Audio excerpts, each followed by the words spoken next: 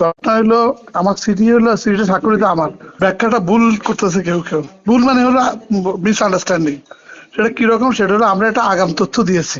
সেটা হলো আমাদের কাছে বিভিন্ন ইনফরমেশন আসতেছে যে যেসব নিষিদ্ধ সংগঠন আছে, আপনি জানেন বাংলাদেশে অনেকগুলো নিষিদ্ধ সংগঠন আছে। তো এই সংগঠনগুলো যদি আবার মাথা ছাড়া দিয়ে উঠে, ধরেন সর্বহারা যদি এখন উৎপাত শুরু করে, আপনারা কি এটা ভালো বলবেন?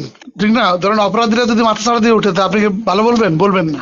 এটা হলো মানুষের জীবন মানকে যারা ক্ষতিগ্রস্ত করতে পারে, মানুষের জীবনকে যারা অনিরাপদ করতে পারে, যদি আর ভয়ের মধ্যে ঢুকে যায় যে কি হয় না কি হয়। একটা আমরা যে পরিবেশটাতে রাজশাহীতে আছি, আমরা করে আলহামদুলিল্লাহ ভালো আছি। আমরা এই পরিবেশটা যেন আমরা বজায় রাখতে পারি, এই জন্য আমাদের এটা আগাম সতর্কতা। এটা আমাদের স্পেশাল ব্রাঞ্চের একটা ইনফরমেশন। সেটা আপনাদের হাতে কেমনে গেল, এটা আমাদের কাছে একটা আশ্চর্য আর কি। যাই হোক, গেছে তো পাইছেন আপনার নিঃসন্দেহে।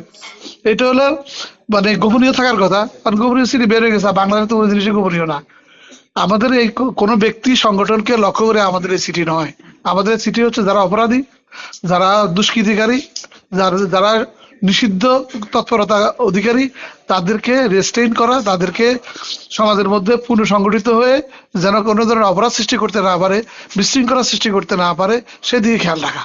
তার মানে এখানে শুধুমাত্র আওয়ামী লীগ বা এটাকে ইন্ডিকেট করে নয়, এটা যারা বলতেছে আওয়ামী লীগ, তারা হলো নিজেরা বুঝে নিছে আমি আওয়ামী লীগ। এটা তারা বুঝে নেওয়ার কিছু নাই। আপনি দেখেন না আওয়ামী লীগের নাম আছে নাকি? না, ওখানে কারো সংগঠনের নাম নাই। নাম নাই। তারা একটা লোক কেন বলে যে আপনি আওয়ামী লীগকে বলছি বলেন? আমি তো আওয়ামী লীগকে বলেই নেই। তা আপনি বুঝে নেন কিভাবে? এটা নিষিদ্ধ ঘোষিত সংগঠন। নিষিদ্ধ ঘোষিত সংগঠনের তালিকা তো বড়, বাংলাদেশে একটা নাকি?